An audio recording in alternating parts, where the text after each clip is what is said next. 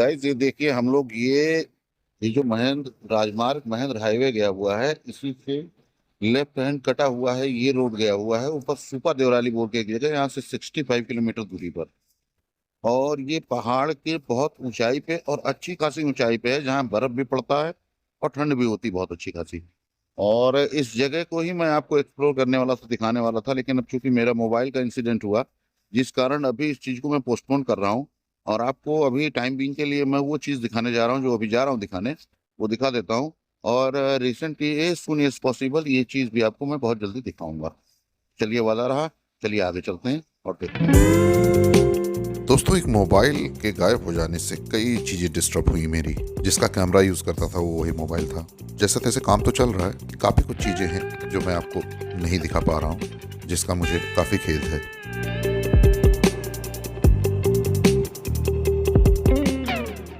Guys तो हम लोग पहुंच गए हैं वह जगह जो आपको मैं दिखाना चाह रहा था, उस जगह पे पहुंच गए हैं। तो आपको कुछ पहले मैं विशेष चीजें बता दूं। सबसे पहले तो आप बगल में झील देखिए, छोटा सा, ये आप झील देख रहे होंगे। यहाँ जो विशेष बात आपको मैं दिखाने वाला था गाइस, वो विशेष बात हमारे पीछे है, वहां पे वो देखिए लोग बैठे हुए हैं ना। यहाँ पे एक जल स्रोत है जो अपने आप जमीन से निकला हुआ है। ये तकरीबन आज से 10 12 15 साल पहले कभी यहाँ भूकंप आया था, और भूकंप के बाद से अपने आप जमीन से वो पानी निकलना चालू हुआ है। और पानी भी थोड़ा बहुत नहीं निकल रहा है, अच्छा खासा मान के चलिए, ऐसा लग रहा है जैसे 2 सबमर्सिबल पंप लगे हों। इस तरीके से पानी अच्छी खासी मात्रा में निकल रही है, और उसी पानी से ये सब जो आप भरा देख रहे हैं, ये सब झील उसी पानी से भरा हुआ है। तो मतलब एक प्राकृतिक तरीके से अपने आप पानी का स्रोत का उद्गम हुआ है वहां पे। तो गाइज आपको आप पहले दिखाता हूँ, उस पानी को इधर भी डाइवर्ट किया गया है और वहां भी आ रहा है। तो एक खासियत आपको ये भी बता दूं कि ये पानी यहाँ से लोग भर के जाते हैं, और लोगों का ये मानना है कि इस पानी से जैसे गैस्ट्रिक वगैरह जो होती है, इस तरीके की चीज़ें खत्म होती हैं। और वाकई में ये एक आध बार मैंने भी गौर किया है कि जैसे आपने कभी ओवर डाइट कर लिया, कुछ ज़्यादा खा लिया आपने, और अगर आप ये पानी पी लेते हैं तो आपका इतना जल्दी डाइजेस्ट हो जाता है जिसका कोई जवाब नहीं। तो ये एक अचंभा ही है। और आइए आपको सबसे पहले मैं इस झील के पास जो पानी उसका आ रहा है वो दिखाता हूँ, और फिर आपको पीछे चल के वहां दिखाता हूँ। गौर कीजिए, आइए गाइस चलते हैं। तो दोस्तों ये आप गौर कीजिए, ये ये पानी की स्पीड है, और जबकि इसका आधा पानी अभी जो मैंने आपको बताया था वहां पे सामने वो लोग यूज करते हैं, और यहाँ लोकल लोग यूज करते हैं उस पानी को भरने के लिए। और ये प्राकृतिक तौर पे ये पानी आ रहा है और लगातार इसमें जमा हो रहा है, देखिए। और ये जो आप देख रहे हैं झील, ये इसी से बना हुआ झील है प्राकृतिक तौर पर।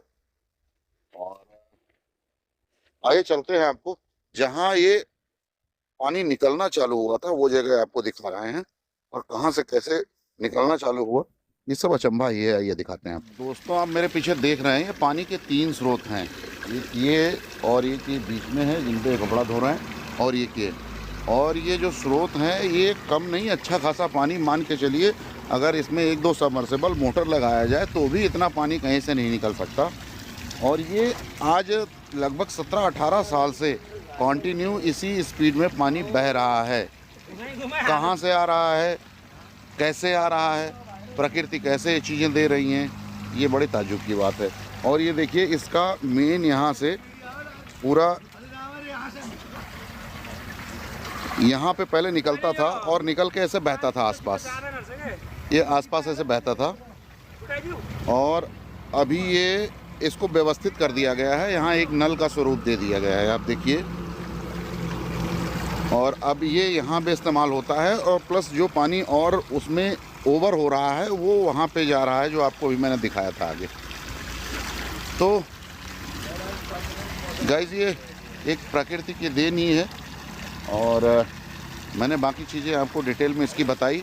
कभी अगर आप इधर आते हैं, कभी आप नेपाल में घूमने आते हैं, तो जब आप चंद्रौटा से बुटौल की तरफ जाएंगे तो बनगाई बोल के एक जगह है, जो कोयली बनगाई है बोल के, उससे थोड़ा सा पहले ही है ये। तो कभी आप यहाँ आएँ तो यहाँ देखें ज़रूर, और ट्रायल के लिए 1 आध बोतल पानी यहाँ से भरें, और देखें कि क्या ये पानी वास्तविकता उस तरह से है जिस तरह से लोग बता रहे हैं या नहीं। मैंने तो अप्लाई किया, मैंने चीज़ें देखी और मुझे समझ में आई, शायद आप लोग भी देखें तो समझ में आए। चलिए।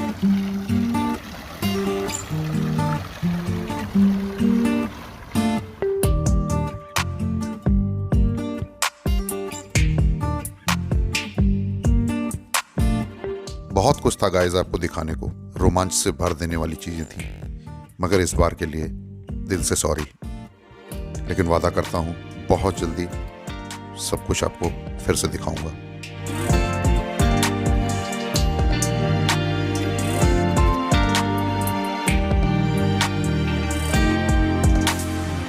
भाई साफ सफाई बहुत ज्यादा है दोस्तों, बाकी और कुछ हो ना हो, साफ सफाई एकदम परिपक्वता से करते हैं। आइए गाइस, यहीं से गांव की तरफ मुड़ते हैं और एक सीधी रोड गई है नहर वाली, उसके इस रोड पकड़ के चलते हैं। मुझे उम्मीद है दोस्तों कि मैंने जो कुछ भी चीजें आपको दिखाई आपको अच्छी लगी होंगी। फिर भी अगर कहीं से कोई कमी रह गई हो तो मैं उसके लिए आपसे क्षमा चाहूंगा। हेलो दोस्तों, तो कैसे हैं आप लोग? देखिए शाम हो चुकी है और इस ब्लॉग का हम यहीं पे एंड करते हैं। गांव का परिवेश आपको दिखाना था, हमारा प्रयास रहा कि हम आपको दिखाएं सब चीज, और हमने आपको लगभग दिखाया। तो अब गाइस, ये बाण गंगा के तट से और अजय के साथ हम इस ब्लॉग का यहीं एंड करते हैं। फिर जल्दी मिलेंगे किसी नए ब्लॉग के साथ। तो आपको जो कुछ दिखाया वो गांव के लेवल पे ही दिखाया, आगे जो कुछ दिखाएंगे वो कुछ और अद्भुत चीज़ें आपको दिखाएंगे, कुछ और नई चीज़ें दिखाएंगे। तब तक के लिए टाटा, फिर मिलेंगे, बाय बाय।